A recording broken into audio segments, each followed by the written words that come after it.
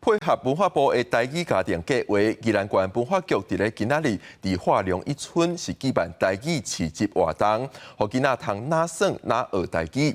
现场也有邀请传统艺术团用宜兰腔来表演念歌。表演团体表示，希望透过这款艺术表演，通甲传统艺术、有台语宜兰腔的水传予后一代。一粒柑仔，两粒柑仔，安尼摕起来安尼吼，三粒柑仔，安尼你个挑战成功啊！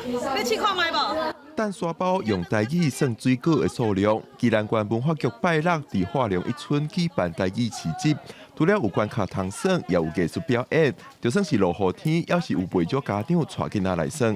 阮本身就讲台语，啊，阮有排档，阮有来遮排档，阮是宜兰的台语共学，嘿，所以平常时拢是有讲台语的故事，互囡仔听。好耍啊！好耍，安尼你平常时间会讲台语？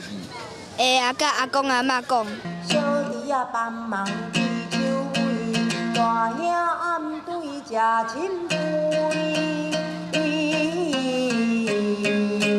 唱大过琴、吹念歌，伊是牛蹄念歌团唱艺术团的团长吴玉蹄。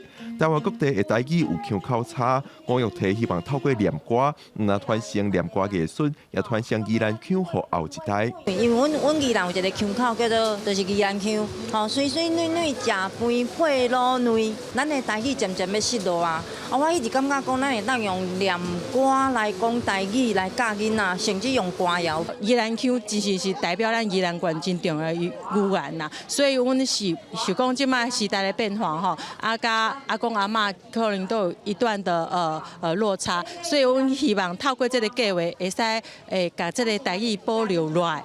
这个市集是宜兰县政府配合文化部培育台语家庭计划推出的活动，通予台语家庭收集点数。文化局表示，接落来到年尾进前有100多场的活动，亲像意识杯的课程、表演、讲故事活动，互任何对台语有兴趣的家庭拢通参与。记者郭不君、曾俊佑宜兰报道。